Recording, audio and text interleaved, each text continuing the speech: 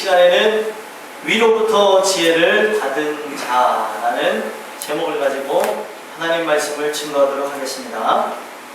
여러분들과 제가 야고보서 3장 13절에서부터 18절까지 말씀 읽었죠. 오늘 본문은 행함을 통하여서 위로부터 난 지혜인지 아닌지를 입증해 주는 것을 오늘 말씀을 통해서 설명을 하고 있습니다. 여러분들이 이 말씀을 접하면서 아셔야 되는 건 뭐냐면, 야고보서는 믿음과 행함을 강조하는 책입니다. 믿음과 행함을 강조하는 책인데, 왜 행함을 강조하면서 믿음에 대해서 이야기를 하게 되어졌냐면, 로마서를 통해서 이렇게 보게 되었으면 복음이 증거됐습니다. 복음이 예루살렘 전역에 이게 증거되면서 사람들이 하나님의 은혜가 강조되다 보니까 어떤 일들이 생겨났냐면, 그래, 우리가 그 하나님의 은혜만 있으면 되지, 우리가 그 하나님이 우리를 택하여 주시기 바라면 어떻게든 구원하신대, 뭐 이런 생각들, 또 여러 가지 부분에서 도덕적으로는 완전하지 못해도 내 안에 믿음만 있으면 구원받는다라는 그런 생각이 계속해서 사람들에게 인식이 되면서, 은혜와 어떻게 보면은 행함은 같이 가는 건데 은혜만 선포되다 보니까 행함이 없고, 행함이 어떻게 보면은 반대된 모습들이 드러나게 되면서 야고보서가 쓰여지게 됐다는 겁니다. 그래서 야고보서에서 말하는 행함과 사실 로마서에서 말하는 믿음이 같은 것입니다. 왜 같은 것이냐? 우리 안에 참된 믿음이 있다면 참된 행함이 나올 수밖에 없다는 거예요. 그래서 우리 주님이 말씀하신 게 뭐예요? 열매를 통해서 그 나무를 안다라고 얘기를 하셨잖아요. 그러면 내 안에 정말 믿음이라는 씨앗이 심겨졌다면 우리의 삶에 드러나는 것은 믿음 나무의 열매가 맺혀져야 된다는 거예요. 그러면 정말 저 사람이 은혜 있다고 하는데, 믿음이 있다고 하는데 그 은혜 없는 모습과 믿음이 없는 모습이 계속해서 나온다면 너희 안에 심겨진 씨가 무엇인지 보라라고 하는 것이 야고보서의 주제가 된다는 거예요. 그래서 이 야고보서가 왜 중요하냐? 어떤 사람들이 이걸 잘못 해석해서 지푸라기 복음이라고도 했는데, 지푸라기 복음이 아니라 야고보서에서 얘기하는 그 내용과 로마서에서 얘기하는 그 내용의 핵심이 같다는 거예요. 그러니까 오늘 우리의 삶에 드러나는 그 모습을 통하여서 내 안의 핵심, 내 안의 본질이 무엇인가를 설명할 수 있다는 겁니다.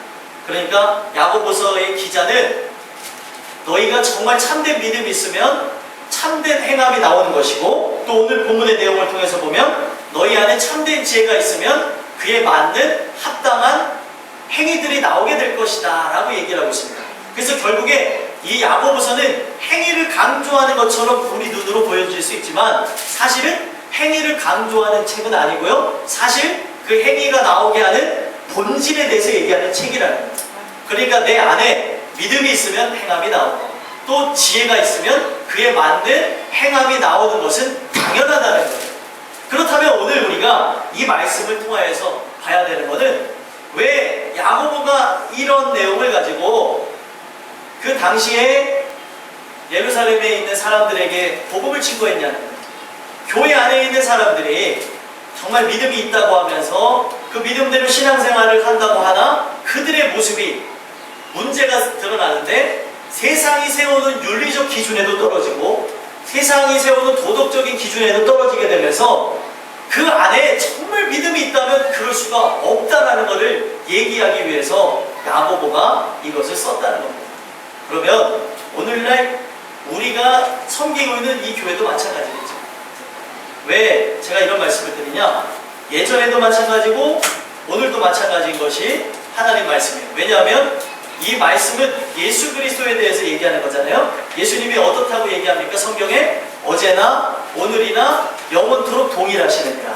그 말씀은 동일하게 역사하면서 오늘 왜 성경에 나와져 있는 역사 이야기들이 중요하냐? 이 역사 이야기를 통하여서 현재 우리의 삶을 빛을 비춰주듯이 자세하게 설명해 준다는 거예요. 오늘날 교회의 위상은 떨어졌습니다. 여러분들 기억하시는지 모르겠지만 한 60년대, 70년대, 제가 60년대, 70년대 사람은 아닙니다. 하지만 책이나 여러 가지 내용들을 통해서 봤을 때 60년대, 70년대 기독교인들의 모습은 사람들이 극성 맞다고는 평가했습니다. 아우, 예수장이다, 극성 맞아 하면서 싫어하는 모습은 분명히 있었지만 예수장이들을 얘기할 때, 예수 믿는 사람들을 얘기할 때 그들은 참 착한 사람들이야, 그들은 참 믿음이 있는 사람이야, 신뢰할 만한 사람이야 라고 하는 평가가 있었습니다. 그렇죠? 그래서 예전에 교회 다니는 사람들의 평가는 후했었지만 오늘날 교회 다니는 사람들의 평가는 어때요? 오늘 교회 다니는 사람들의 평가는 세상 사람들이 말을 하길 개독교인, 아주 좀 듣기도 좋지 않은데 개독교인, 그리고 개독인, 뭐 이렇게 얘기할 정도로 위상이 떨어졌습니다. 이유는 딱 한 가지죠. 이유는 뭘로 설명할 수 있느냐? 뿌리가 없다 보니까, 그 안에 참된 어떻게 보면은 신앙들이 없다 보니까 결국에 세상이 정해는 윤리에도 못 따라가고, 우리가 윤리적으로 도덕적으로 완전하기 위해서 신앙생활하는 건 아닙니다. 하지만 우리가 참된 믿음이 있다면, 참된 지혜가 있다면 우리는 세상에게 때로는 손가락질 받을 만할 때도 있지만 우리가 세상에 어떻게 보면 윤리적으로나 도덕적으로 봤을 때 문제 있는 그런 모습들은 그다지 크지는 않을 거라는 겁니다. 오늘 우리가 이 말씀을 함께 읽으면서 우리 자신들과 또 한국 교회들을 조명해 봐야 되는 이유가 뭐냐면, 사람들이 정말 그 안에 믿음이 있다고 하지만 참된 믿음이 없는 것으로 인해서 죽은 믿음, 행함이 없는 믿음들이 나타나기 시작했다는 겁니다. 오늘 저는 이 말씀을 통해서 우리 땅끝교회 식구들은 우리 안에 참된 지혜가 있는지, 또 참된 지혜가 없는지, 만약에 있다면 나는 충만한지 충만 안 한지를 여러분들이 돌아보셔서 우리가 늘 위로부터 지혜를 받은 자로서 그 하나님이 주시는 저 하늘로부터 오는 지혜를 늘 충만히 공급받기를 소망하며 나가는 여러분들과 제가 되기를 간절히 소망합니다. 그래서 이제 13절부터 깊이 들어가서 보면 13절에 뭐라고 얘기하고 있습니까? 함께 읽어보겠습니다. 너희 중에 지혜와 총명이 있는 자가 누구냐? 그는 선행으로 말미암아 지혜의 온유함으로 그 행함을 보일지니라. 아멘. 여러분들, 성경에서 지혜를 뭐라고 얘기하고 있습니까? 지혜는 어떻게 보면은 하늘로부터 오는 것이라고 정의를 내리고, 그 하늘로부터 온 그 지혜를 받은 자는 하나님을 경외하게 된다라고 얘기를 하고 있습니다. 그러니까 여호와를 경외하는 것이 모든 지혜의 근본이라고 얘기하고 있어요. 그렇죠? 우리가 잘 아는 잠언서의 말씀을 통해서 얘기하고 있는데, 그러면 우리 안에 참된 지혜가 있다면 그 지혜가 있는 사람은 하나님을 경외하는데, 그 경외함으로 하나님을 사랑하고 하나님을 두려워한다는 거예요. 그러니까 여러분들, 이게 정말 중요한 건데, 있는 것과 없는 것의 차이는 뭐냐면, 없는 것은 자꾸 인식을 해서 넣어야 되는 것이고, 있는 것은 안에 있는 것으로 인하여서 여겨지기도 하고 보여지기도 하고 느끼기도 하고 체험하게 되어지는 겁니다. 그러니까 여러분들 안에 지혜가 정말 있다면 생각해서 내가 이걸 생각해야지 하나님을 사랑해야지, 내가 결단하고 내가 하나님을 두려워해야지 라는 그런 결단으로 되어지는 것이 아니라 진짜 이 안에 참된 지혜가 있으므로 하나님을 사랑하는 것이 당연지사처럼 이루어지게 되는 것이고, 하나님을 두려워하는 것이 당연스럽게 이루어진다는 것입니다. 그래서 오늘 말씀을 통해서 13절을 통해서도 보면 선행으로 말미암아 지혜의 온유함으로 그 행함을 보일지니라. 여기는 그 행함을 보여라 라고 얘기하고 있지만, 이 보여라는 그 의미 자체는 그냥 우리 안에 지혜가 있다면 그 지혜가 있는 모습은 그 삶에 걸어가는 그 발자취를 통하여서 자연스럽게 드러날 수밖에 없다는 것입니다.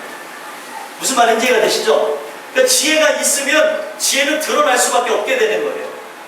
없는 자들이니까 노력하는 것이고, 없는 자니까 내가 자꾸 인식을 하려고 하는 거죠.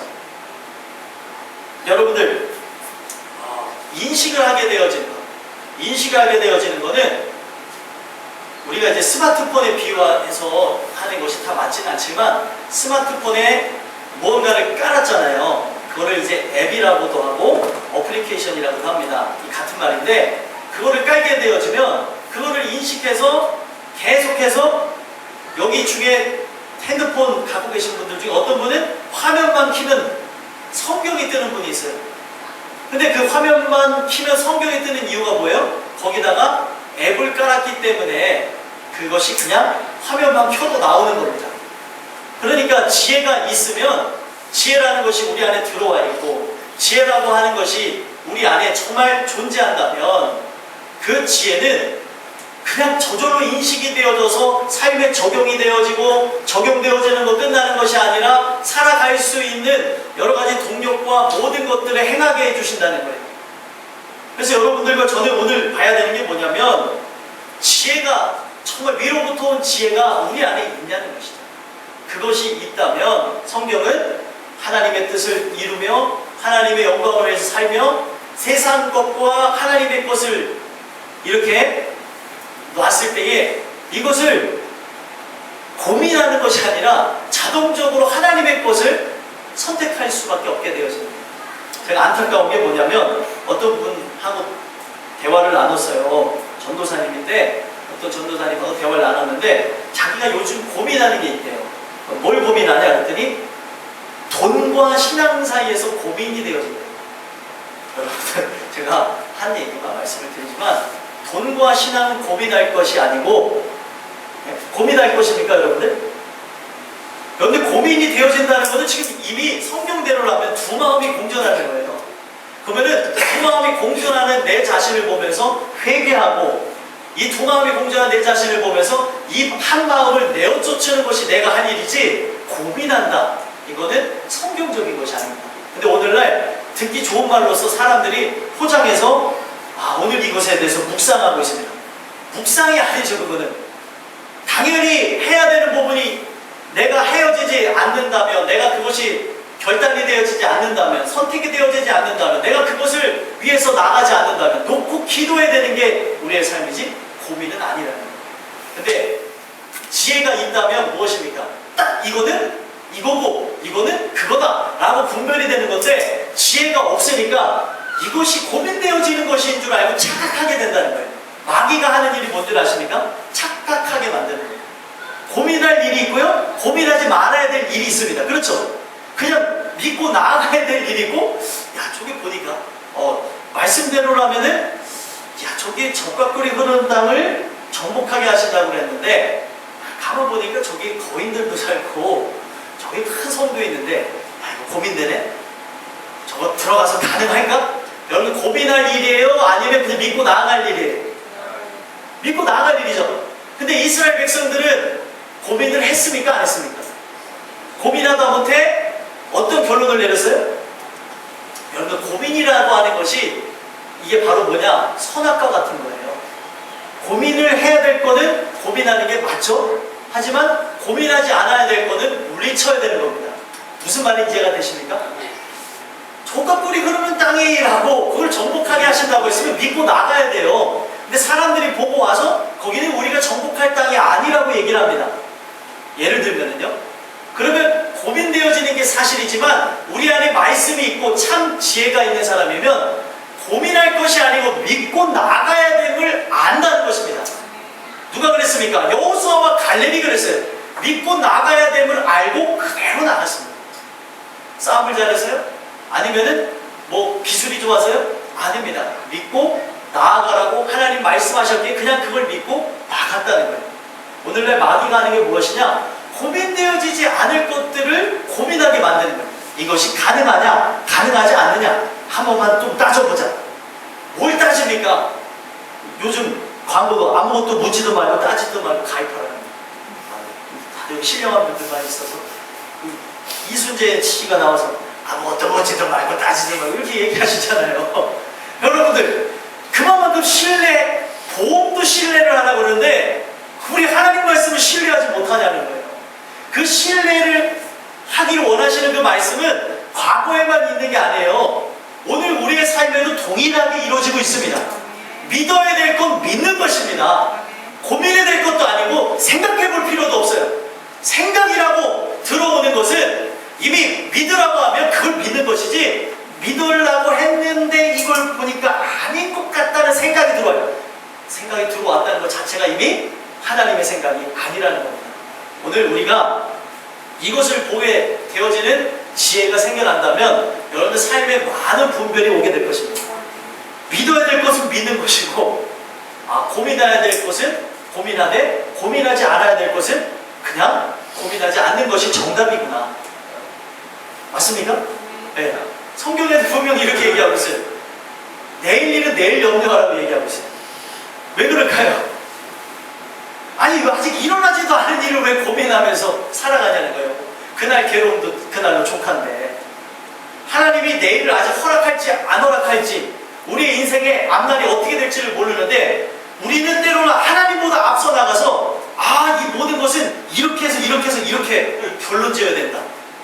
여러분들, 우리가 신앙생활을 하면서 인생을 살아가는 그 삶이라는 거는요, 인간의 철학을 갖고, 인간의 지식을 갖고, 인간이 갖고 있는 통계를 갖고 살아가는 게 아닙니다.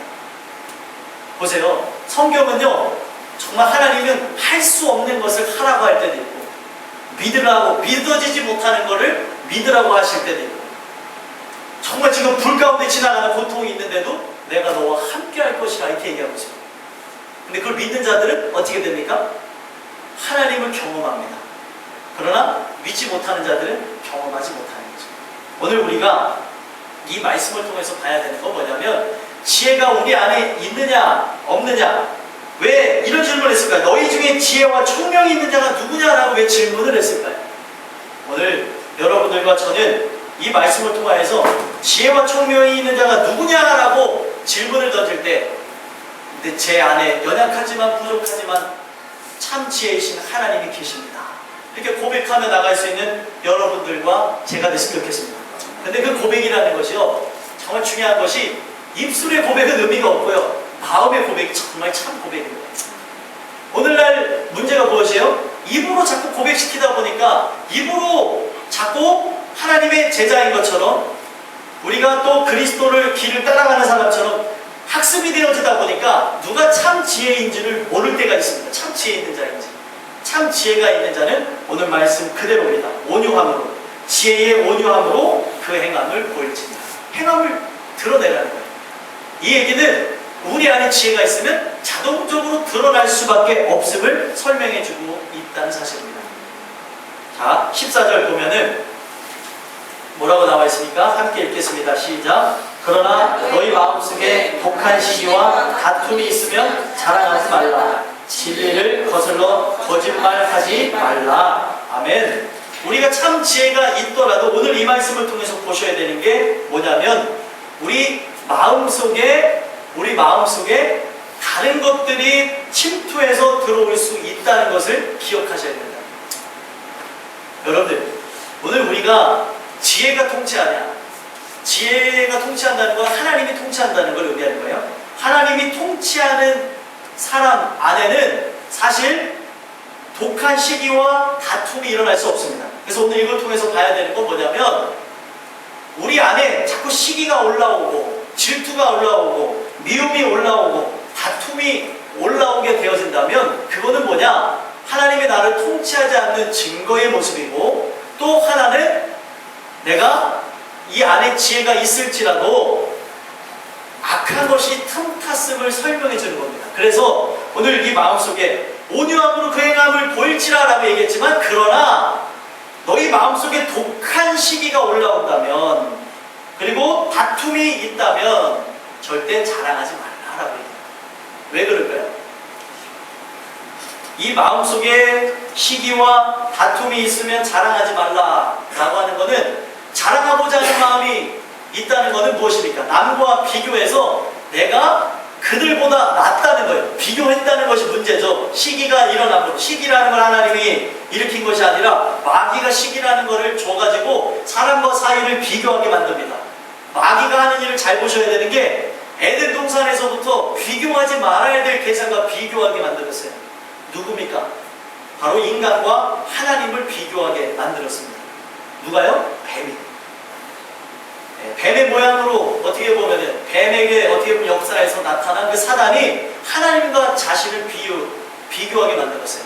그래서 아담이 갖고 있었던 지혜가 어마어마해서 장명하는 걸 통하여서 사람들이 세상에 있는 그 모든 만물을 보면서 헷갈림 없이 딱딱딱 직관적으로 이름을 지을 수 있다는 것은 어느 정도의 IQ가 있어야 되냐? 상상 이상의 IQ가 있어야 된다라고 얘기합니다. 지금 오늘날로 얘기하면 IQ가 좋은 사람 250 그 정도 되는데 250 단위를 넘어서 1000이 넘었을 것이라고 얘기하는 것이 과학자들의 견해입니다. 엄청난 지혜를 주셨습니다. 근데 그 지혜가 하나님께로부터 왔죠. 그러면 그것으로도 만족하면서 감사하면서 살아도 되는데 마귀가 누구랑 비교하게 만들었어요? 하나님과 함께 비교하게 만들면서 무슨 얘기를 했습니까? 하나님처럼 될 것이다. 그러면 그 안에는 하나님처럼 되고자 하는 마음이 아담과 하와 안에 존재했다는 겁니다. 생각을 집어넣은 거죠. 오늘 우리가 봐야 되는 건 뭐냐면 이 시기라고 하는 것은 분명 비교하게 되어지니까 시기가 일어나게 되는데 그 시기가 올라오고 다툼이 일어날 때 자랑하지 말라고 했다는 것은 우리가 이것을 자랑하게 되어짐으로 어떤 것을 드러내고자 하는 거예요. 네? 내가 어떤 거를 막 잘하는 거를 막 자랑을 합니다. 네? 시기가 나가지고 다툼이 나서 막 어떤 걸 막 자랑해요. 그 근본 안에 뭐가 있다는 것이냐면 교만이라는 것이 있다는 거예요. 교만. 내가 당신보다 어떻다는 거예요? 낫다라는 거죠. 내가 당신보다는 훌륭하다는 것을 자랑을 통해서 드러난다는 겁니다. 그래서 우리가 이 마음속에 독한 시기와 다툼이 있으면 자랑하지 말라라는 이걸 통해서 봐야 되는 것은 이미 그 마음이 하나님의 주시는 은혜를 통해 통치를 받아야 되는데 교만한 마음이 들어왔다는 것 자체가 잘못됐다는 거예요. 그러면 우리 살아가는 삶 속에 시기가 나요.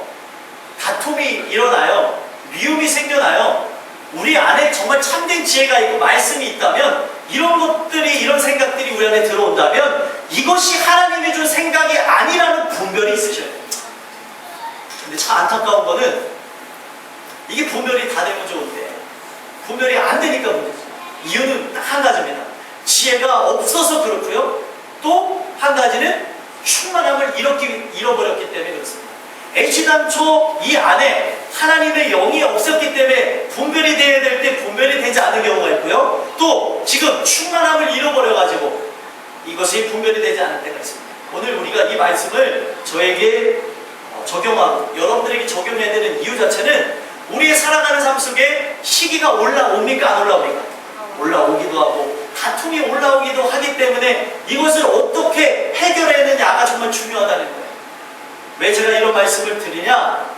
우리의 삶 속에는 반드시 은혜를 통해서 하나님이 통치하는 그 중에도 마귀가 틈을 타기도 하고요. 또 하나님이 통치하는 그 생활 속에서도 더 좋은 하나님의 생각을 주기도 한다는 겁니다. 한 예로서 여러분들이 잘 아는 사도 베드로를 보시면 베드로가 주는 그리스도시요 살아계신 하나님의 아들이십니다 라는 고백을 했죠. 그 고백이 어디로부터 왔다고 나왔어요? 하늘로부터 왔다고 했어요. 가요나 시모나 복되도다 이를 알게 하시는 이는 혈육이 아니요 하늘에 계신 내 아버지시니라. 하나님이 좋은 생각, 어떻게 보면 의로운 생각, 더 하나님 뜻대로 살아가고자 하는 그런 생각들, 지혜들을 주신다는 겁니다. 그 지혜를 받으니까 내 안에 있지만 그 지혜를 받으니까 그리스도가 어떤 분인지를 알아보고 그리스도를 따라 나갈 수 있게 된 것이죠. 근데 반면에 여러분들 생각이 들어오는 게 얼마나 중요하냐면 여러분들이 잘 아는 생각 하나가 들어와서 망한 사람이 있어요. 누구냐? 가룟 유다입니다. 요한복음 13장 2절인가에 보게 되면은 이 가룟 유다가 이렇게 있는데 마귀가 그 안에다가 예수 팔 생각을 넣었더라라고 얘기합니다. 여러분들 오늘 이 말씀을 들으면서 잘 기억하셔야 되는 것은 생각 하나가 들어온 게 그렇게 무섭다는 거예요. 그 생각 하나가 들어와서 주님을 위해 헌신하며 주님을 위해 다시 돌아가게 되는 역할이 되기도 하지만 그 생각 하나가 들어와서 하나님의 뜻을 거스리고 하나님과 반대된 길을 걸어갈 수 있으며 어떻게 보면은 예수님을 팔아넘기고 그 인생의 말로가 비참해질 수도 있다는 겁니다. 오늘 왜 깨어 있어야 될까요? 우리의 삶이 늘 깨어있으라고 성경은 증언해주고 있는데 왜 깨어있어야 되냐? 깨어있지 않으면 어느 순간인가 마귀는 우리에게 다른 생각을 집어넣을 수 있다는 거예요. 그 생각이 들어오게 되어지므로 결국에 남과 비교하게 되어져서 남을 미워하게도 되어지고 또 자신을 본의 아니게 하나님을 높여야 되는데 자기의 위를 드러내면서 내 자신을 자랑하기도 하고 또 결국에 비교하다가 싸움이 일어나기도 하고 또 거기서만 끝나는 것이 아니라 더 나아가서는 어떻게 됩니까? 진리를 거슬러 거짓말하게도 되어지게 되니까 문제가 된다는 거예요. 오늘 우리가 그 생각 하나 들어온 것이 우리의 인생을 좌우할 수 있음을 말씀을 드립니다. 생각 하나가 바로 여러분들의 인생을 일으키기도 하고 그 생각 하나가 여러분들의 삶을 구원해 나가는 동력이 되기도 하는 반면에 생각 하나가 멸망 하나로 나아갈 수가 있다는 것입니다. 여러분 보세요. 세상의 생각도 정말로 중요하다는 것을 광고나 여러 가지 매체를 통해서 중요성을 강조합니다. 그래서 뭐 생각 하나가 세상을 바꿉니다. 뭐 이런 얘기들을 많이 하잖아요. 뭐 우리가 잘 아는 스티브 잡스, 이 핸드폰 만든 사람 있잖아요. 아이폰 만든 사람이 생각 하나, 이 하나에다가 뭐 라디오며 TV며 아니면 인터넷이며 뭐 전화기며 모든 걸 함께 넣을 수 없을까라고 생각했던 그 좋은 생각 하나가 핸드폰이라고 하는 산물을 만들었습니다. 세상의 생각도 어떤 기기를 만들고 어떤 것을 행할 수 있도록 만듭니다. 자, 보세요. 세상의 생각도 그런데 오늘 하나님께로부터 오는 생각은 하나님의 영광을 위해서 헌신하게 만들고요. 만약에 마귀로부터 오는 생각은 어떤 일을 하게 되어집니까? 하나님의 일을 거스르고 하나님의 일 가운데 다툼과 시기가 나게 하며 결국에 이 모든 것들을 그르치게 만든다는 겁니다. 오늘 우리가 이것을 잘 봐야 되는 이유가 15절 보시면 이러한 지혜는 위로부터 내려온 것이 아니요 땅 위의 것이요 정욕의 것이요 귀신의 것이니 분명 얘기하고 있습니다. 우리가 정말로 지혜로 통치를 받을 때에도 이 마음 안에서 시기가 올라온다면 하나님은 시기를 주는 분이 아니에요. 미움을 주는 분이 아닙니다. 그리고 여러 가지 다툼을 일으키고자 하는 마음을 주시는 분이 절대 아니라는 거예요. 그럼 오늘 우리의 삶에 일어나는 일들 어떻게 보면은 여러분들의 생활 속에서나 우리의 어떻게 보면 땅끝교회에서 일어나는 그 모든 것들 또 사회적으로 일어나는 모든 것들을 보면 근본이 뭔지를 알 수 있다는 거예요. 근원이 뭔지를. 여러분들과 제가 이걸 통해서 봐야 되는 건 뭐냐면 정말로 은혜가 우리 안에 있다면 그 은혜는 그 참 지혜는 하나님의 영광과 하나님의 뜻을 이루기 위해서만 집중시키지 그 모든 걸 분산시키고 흐트러버리지는 않는다는 거예요. 여러분들 저는 정치에 대해서 관심을 되도록 안 가지려고 굉장히 애를 쓰려고 하는데 이 정치를 보더라도 여러 가지 연막작전이라고 해서 이슈를 터뜨리게 되어지면 사람들이 이슈에 집중하게 되어지고 여기에 해결해야 될 그런 원안들이나 그런 여러 가지 것들을 못 보게 할 때도 있는 게 사실은 이게 정치예요. 근데 오늘날 그 정치를 보면서 우리가 또 알 수 있는 게 뭐냐면 옳고 그름을 제가 얘기하는 게 아니라 그 정치 안에 나오는 그 모습들 자체가 어떻게 보면은 공중권세 잡은 자 그 마귀가 이 세상을 치리하는 모습도 똑같다는 거예요. 이슈를 터뜨리고 그 이슈를 가지고 그걸 집중함으로 정말 해야 될 일을 못하게 만드는 것이 마귀가 하는 일이라는 거예요. 이 세상의 일들 하나하나를 보면 뭘 알 수 있느냐? 영적 세계가 어떠한지를 그대로 알 수 있다는 겁니다. 성경에 있는 내용을 통해서 영적 세계를 알 수 있지만 우리가 어떻게 보면 밥을 먹고 마시고 옷을 입고 살아가는 이 세상을 통해서도 영적 세계가 어떻게 돌아가는지를 그대로 볼 수 있다는 거예요. 여러분들과 저는 이 모든 내용을 통해서 보셔야 되는 게 뭐냐면 오늘날 우리의 살아가는 그 삶의 그 모든 일들이 그대로 일어나고 있다는 거예요. 지혜라고 하는 것이 어떤 생각이라고 하는 것이 이 정말 좋은 생각 같은 그것이 하나님이 준 생각일 수도 있지만 마귀도 충분히 줄 수 있다는 걸 우리는 기억해야 된다는 거예요. 왜요? 성경에 보니까 마귀는 어떤 자래요? 틈 타는 자라. 우리 안에 틈을 삐집고 들어와서 그 틈 안에 잘못된 생각을 집어넣는 거죠. 그러면 그 생각이 들어오게 되면 그 생각 하나가 우리의 모든 걸 망쳐버릴 수 있습니다. 그 생각 하나가 사명도 안 보이게 할 수도 있고요. 생각 하나가 소명이 뭔지도 모르게 만들 수도 있고, 그 생각 하나가 헌신도 안 하게 만들 수도 있고, 생각 하나가 내가 정말로 주님을 위해서 죽겠습니다, 제가 주님을 위해 충성하겠습니다, 봉사하겠습니다 했던 그 모든 마음도 다 사라져버리게 할 수 있다는 거예요. 생각 하나가 그렇게 무섭습니다. 오늘 우리가 왜 이 말씀을 통하여서 늘 위로부터 지혜를 받은 자로서 위로부터 공급되는 지혜를 오늘도 간구하며 소망해야 되는 이유가 바로 여기에 있다는 거예요. 우리에게 늘 하나님이 주시는 그 참된 생각들, 아름다운 생각으로 가득 차지 않는다면 저와 여러분은 언제든지 넘어질 수 있는 자라는 거예요. 그래서 우리가 성경에 뭐라고 나와 있습니까? 교만은 패망의 성공이요, 거만은 넘어짐의 앞자리입니다. 우리가 여러 가지 부분에서 말씀을 통해서 늘 채워지고, 말씀을 통해서 새로워지고, 말씀을 통하여서 또다시 우리 안에 있는 그 모든 것들이 정제되지 않는다면 우리는 언제든지 넘어질 수 있습니다. 자, 16절 한번 보겠습니다. 읽겠습니다. 시작. 시기와 다툼이 있는 곳에는 혼란과 모든 악한 일이 있음이라. 아멘. 결국에 그 마음에서 시기와 어떻게 보면 그 다툼을 다스리지 못하게 되어지니까 그것에 대한 결과가 무엇입니까? 혼란과 모든 악한 일이 있게 되어진다는 겁니다. 우리가 지혜가 있다면 우리는 언제든지 악한 생각을 마귀로부터 어떻게 보면은 그 우리의 틈이 생겨나가지고 악한 생각이 우리 안에 들어오게 되어지므로 결국에 시기와 다툼이 우리 안에서 올라오게끔 되어질 수 있다는 겁니다.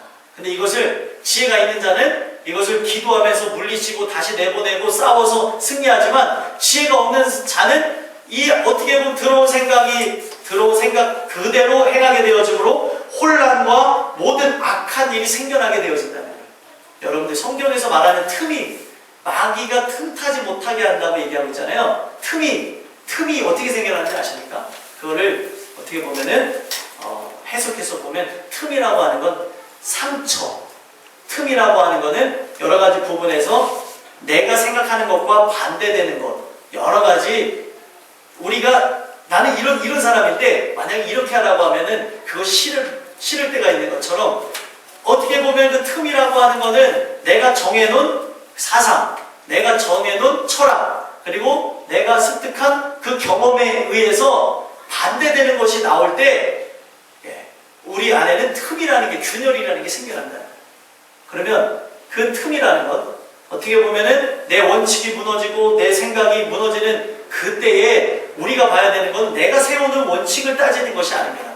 내가 세우는, 어떻게 보면 내가 가지고 있는 나의 연약한 지식을 내세우는 게 아닙니다. 말씀 앞에 그러한가 그러하지 않은가를 상고할 때에 이것이 특한 것인지 아니면은 이것이 하늘로부터 온 생각인지를 알 수가 있게 되어진다. 성경은 왜 이런 말씀을 주시느냐? 모든 교회 안에는 혼란과 악한 일이 생겨나지 않기 위해서 이런 것들을 주셨다는 겁니다. 그래서 이 혼란과 악한 일이 목회자를 통해서 올 수도 있고요, 인정할 건 인정해요. 목회자를 통해서 올 수도 있고요, 성도님들을 통해서 올 수도 있고, 또 이 모든 내용들이 여러 가지 외부의 세력을 통해서도 올 수도 있습니다. 그래서 결국에 마귀가 하려고 하는 게 무엇일까요? 혼란과 악한 일. 그래서 그 공동체를 무너뜨리는 것이 마귀가 하는 일이라는 거예요. 그래서 성도가 성도 간에 불신을 주고요, 또 성도가 그리고 목회자와의 불신을 주고, 이 모든 부분에서 마귀는 틈을 노린다고요? 그 틈을 줘가지고 여러 가지 부분에서 오해라는 걸 불러일으켜서 이 안에다가 상처를 일으켜요. 그러면 그 상처 안에 어떤 일이 일어나냐? 귀신이 들어가는 겁니다. 뭐 정확하게 표현한다면 악한 것들이 들어가는 것이죠. 여러분들 제가 이런 얘기는 잘 안 드리는데 여러 가지 이 영적인 사역을 이제 감당하다 보면은 영적인 사역을 이 소리가 나. 영적인 사역을 감당하다 보면 예를 들면은 우리가 요즘에는 보기 힘들어요. 귀신 들린 사람은 보기 힘든데, 예전 같은 경우 귀신 들린 분들을 하고 대화를 나눠보면 이 귀신이 언제 들어갔는가 하고 봤더니 상처받았을 때 귀신이 들어간다는 거예요.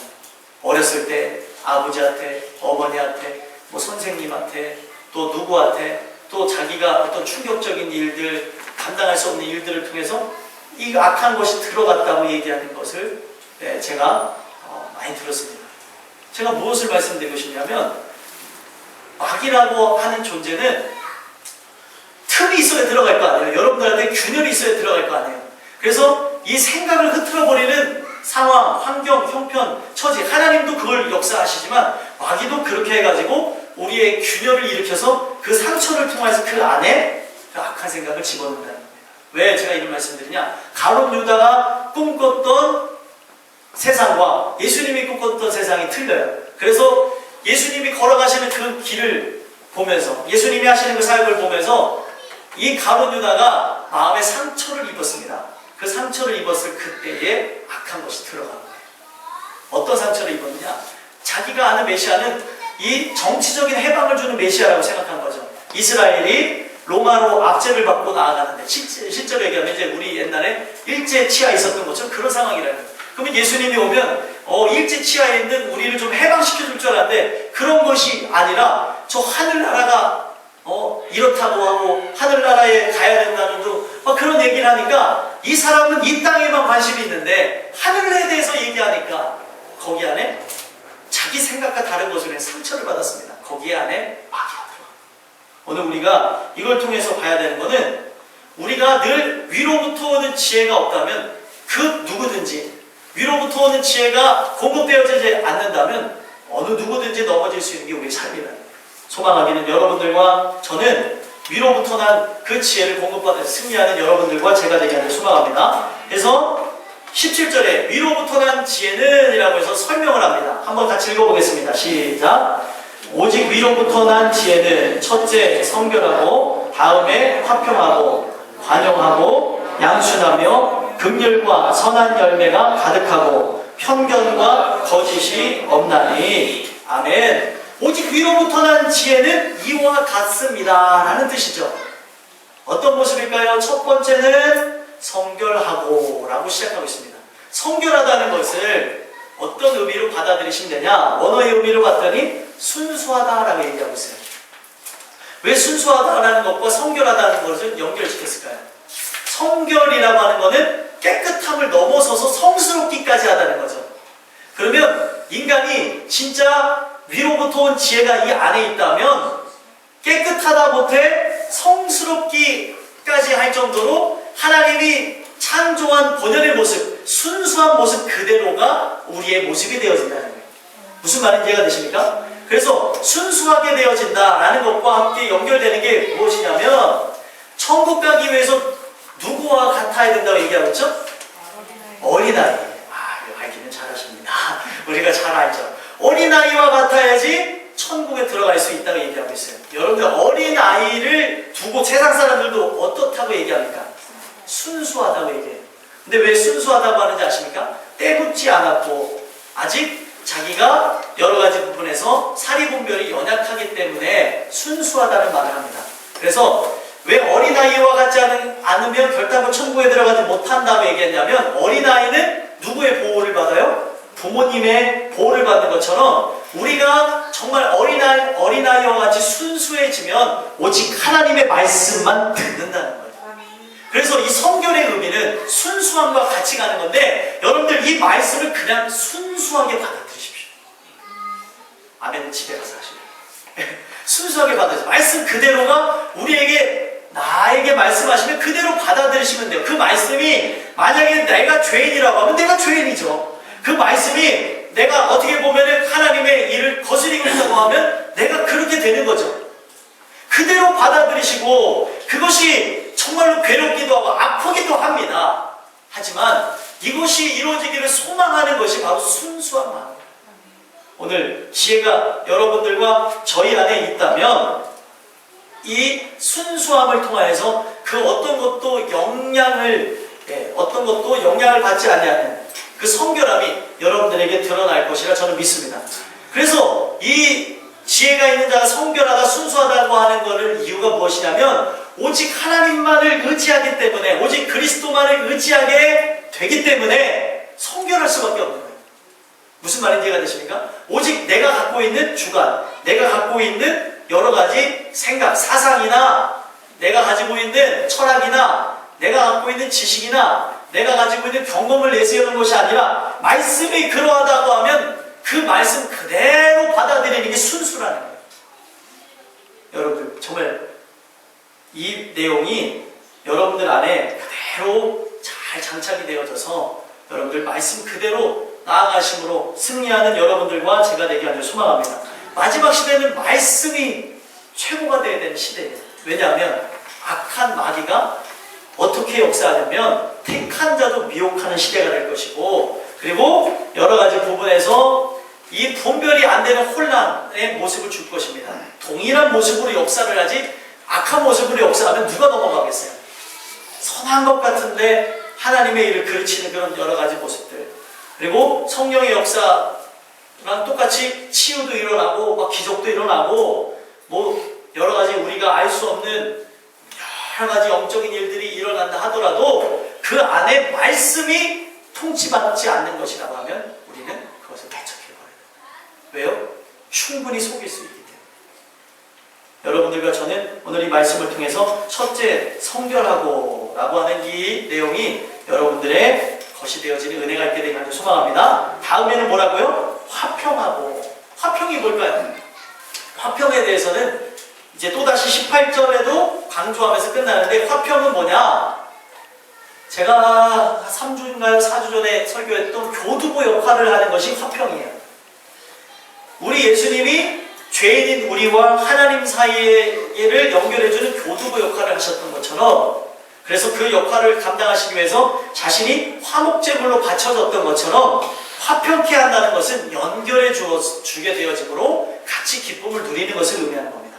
그래서 이 화평이라는 단어가 바로 여러분들의 단어가 되고 제 단어가 되어진다면, 단절되어져 있는 성도와 성도 간의 관계를 연결해주고, 단절되어져 있는 목회자와 성도의 관계를 연결해주고, 그리고 단절되어져 있는 가장 중요한 것이 하나님과 이 성도 간의 그 단절되어져 있는 것을 연결시켜주는 것이 화평이라는 거예요.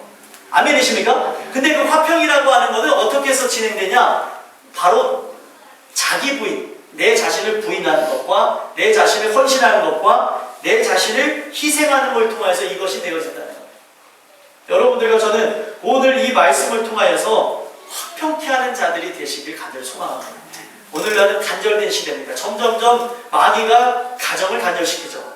대그룹, 대가족에서 소가족으로 바꿔놓고 소가족에서 개개인의 생활을 따지게 되면서 남자의 생활, 여자의 생활, 또 남편의 생활, 그리고 아내의 생활, 자녀의 생활, 다 각자의 생활을 따지다 보니까 가족이라는 것이 없어졌습니다. 그것이 여러분들 보세요. 가정을 무너뜨리게 되어지므로 그 내용이 그대로 교회 안으로 들어와서 무너진 가정이 교회 안에 들어와서 회복을 일으키면 좋은데, 무너진 가정에서 받았던 그런 타격과 충격이 크다 보니까 그대로 교회 안에까지 이뤄져서 교회 안에 사람들이 익명성을 가지고 나는 드러나길 원치 않습니다 해서 헌신하고, 그리고 부르통이가 되어지고 기둥되어지는 일들을 포기하는 시대가 되어졌다. 오늘날 교회가 왜 무너지는 줄 아십니까? 옛날에 비해서 헌신하는 자가 줄어들고 있다는 거예요. 예전의 헌신 같은 경우는 무모할 만큼의 헌신이었습니다. 여러분들이 헌신을 강요하는 게 아닙니다. 이걸 잘 들으셔야 돼요. 오늘날 사회 풍토가 그래요. 근데 여러분들이 이 말씀을 통해서 정말로 은혜 안에 사로잡히게 되면 세상이 누가 뭐라고 해도 여러분들은 이 교회를 세우시고, 여러분들이 가정을 세우시고, 또 여러분들이 속해 있는 직장을 세우시는 화평케 하는 자가 될 줄 믿습니다. 하나님이 우리를 택하시면 뭔 줄 아십니까? 무너진 이 사회를 다시 연결시키기 위해서 택하시는 거예요. 여러분들에게 그런 은혜가 지혜를 통하여서 나오게 되기 아주 소망합니다. 그 다음은 뭐예요? 관용하고. 관용이 뭐죠? 관용이라고 하는 것은 이해하고 포용하는 겁니다. 근데 이해하고 포용하는 것이 내가 이해할 부분만 이해하고 포용한다면 관용이 될 수 없어요. 관용이라고 하는 것은 큰 자가 작은 자를 품는 것을 의미하는 겁니다. 그러면은 이 관용이라고 하는 것이 여러분들에게 그대로 적용이 되어져서 여러분들이 관용이 많은 사람이잖아요. 지혜가 충만해서 관용이 나온 사람이면 저를 품어줄 수도 있어요.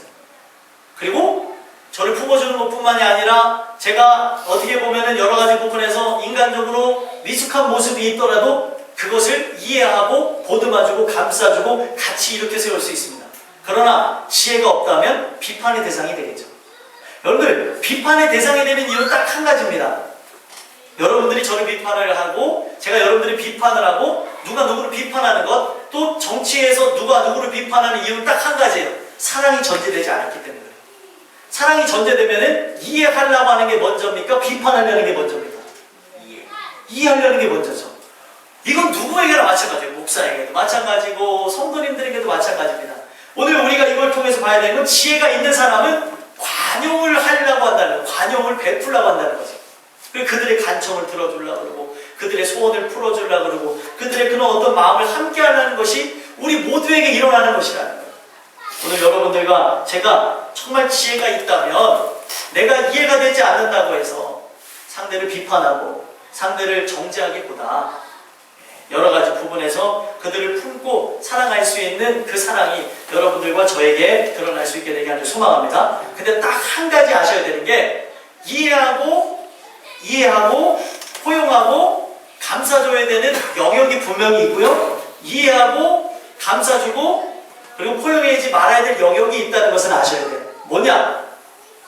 그것은 무엇이냐면 여러 가지 부분에서 말씀을 훼손하는 일에는 그것은 관용이 아닙니다.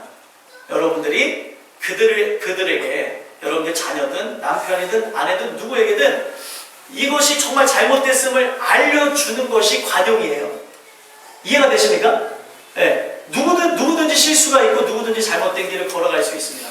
근데 그 행위를 비판하자는 것이 아니라 그들이 그 행위가 나오니 말씀을 오해하고 말씀을 몰라서 말씀을 곡해 해석해서 나가는 것이라면 그 말씀을 가르쳐 주셔야 되는 것이 여러분들의 사명이라는 거예요. 왜 그러냐? 사무엘상 18장에 보면 사울이 다윗을 살해하는 음모가 나옵니다. 그 살해하는 그 음모를 보면은 사울이 다윗을 살해하려는 그 음모를 통해서 보게 되어진 게 뭐냐면 요나단은 다윗과 마음이 합한 자라고 나와져 있어요. 자, 요나단의 아버지가 누군지 아시죠? 사울 왕입니다. 근데 여러분들 피는 물보다 진하고 팔은 안으로 굽는 게 사실인데 요나단이 보니까 아버지가 하는 게 잘못됐습니까? 잘못되지 않았습니까? 잘못됐죠. 왜요? 하나님이 사랑하는 다윗을 죽이려고 하니까 자기 안에 시기가 올라왔어요. 똑같습니다. 시기가 올라오고 다툼이 올라오게 되어지는 것을 통해서 죽이려고 하는 그 모습이 나오니까 어떻게 했습니까? 팔은 안으로 굽고 피는 물보다 진하다고 하지만 아버지의 모습이 잘못된 것을 알기 때문에 이 사랑하는 다윗을 도망시켜주는 모습이 요나단에게 있었다는 겁니다. 여러분들과 제가 이걸 통해서 봐야 되는 건 관용이 해야 될 것이 있고 관용하지 말아야 될 것. 말씀을 훼손하고 어떻게 보면 잘못된 길을 걸어가는 부분에서는 관용이 아닙니다. 질책이 있어야 되고 또 옳은 길을 걸어갈 수 있도록 권면해 주는 것이 분명히 필요하다는 것이죠. 그 다음에 양순하며라고 하는 건 양순하며 쉽게 생각하시면 돼요. 양이 어떻죠? 순하다. 양이 순한 것처럼 양순하다는 그 의미 자체는 온유함이 늘 있다는 겁니다. 온유함이라고 하는 거는 욕심이 없어서 그 여러 가지 부분에서 말씀하시는 대로 나가길 원한다는 것이죠. 그래서 성경에 보면은 온유한 자는 복이 있나니 뭐를 받는다고요? 저희가 땅을 기업으로 받을 것이라고 얘기하고 있어요. 온유한 자에게 땅을 준대요. 왜 그렇겠습니까? 이게 성경에 나와져 있는 가나안 땅을 밟게 되는 사건하고 연결이 되는 거예요. 그 가나안 땅을 밟게 된 그들은 오직 하나님 말씀을 믿고 나갔기 때문에 그 땅을 밟았다는 겁니다. 그래서 온유함이라고 하는 것은 오직 말씀하신 그대로 순종하고 나가는 그런 모든 모습들. 내 욕심과 내 정욕과 내가 가지고 있는 지식이 앞서는 것이 아니라 그 말씀하신 그대로 나가는 것이 양순이요 그것을 온유라고 얘기할 수 있다. 오늘 여러분들과 저는 그대로 나아가심으로 지혜의 결과, 이 양순함의 결과가 천국을 소유하게 되는 여러분들의 것이기 되기를 간절히 소망합니다. 그 다음에 보시면 긍휼과 선한 열매가 가득하고, 자, 이 긍휼과 선한 열매라고 하는 건 무엇이냐? 먼저 긍휼을 보시면 긍휼이라고 하는 건 인간에게 어떻게 보면 존재할 수 없는 것인데 하나님이 나를 긍휼히 여기심으로 내가 구원함을 얻는다면 그 하나님의 마음을 느끼고 체험하고 알게 되면서 아직까지도 무지하고 알지 못하는 이들에게 긍휼한 마음을 가질 수가 있다. 내가 가지려고 하는 것이 아니라, 노력하는 것이 아니라, 내가 저들을 사랑해야지 하고 억지로 하는 것이 아니라 그들을 안타깝게 볼 수 있게 된다. 여러분들, 긍휼이라고 하는 것은 오늘 여러분들과 저의 살아가는 삶 속에 꼭 필요한 것이다. 하나님의 마음을 갖는 것. 하나님이 나를 불쌍히 여기셨기 때문에, 나를 긍휼히 여기셨기 때문에 우리를 구원하신 것이지, 긍휼함이 없었다면 이 구원함도 없었습니다. 그래서 성경에 보면 긍휼히 여길 자를 긍휼히 여기고, 이걸 불쌍히 여길 자라고도 해석이 되는데, 불쌍히 여길 자를 불쌍히 여기고 불쌍히 여기지 않을 자를 여기지 않는다는 것이 하나님의 뜻이다.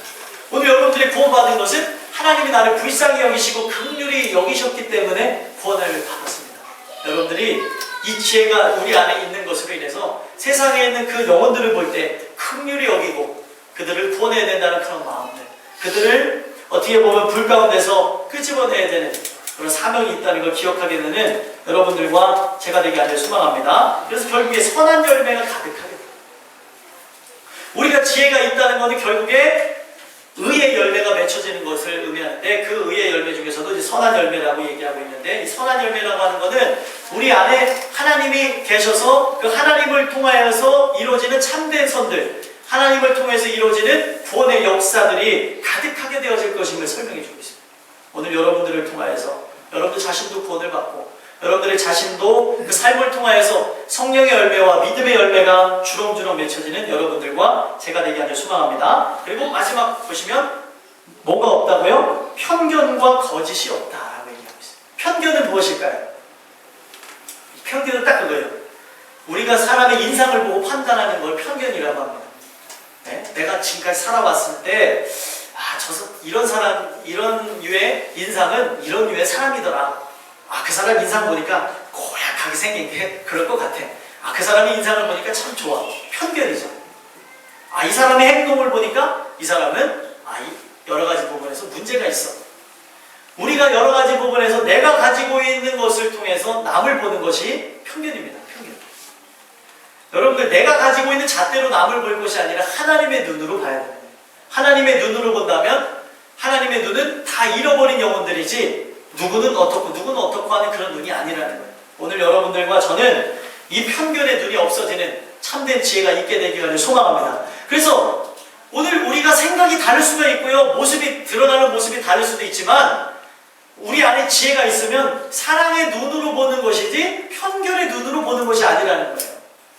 오늘 여러분들을 제가 보면서도 사랑의 눈으로 보는 것과 편견의 눈으로 보는 게 다르죠. 사랑의 눈으로 본다면 이해할 수 있는 것이고요, 편견의 눈으로 본다면 이것을 손가락질할 수 있는 것이죠.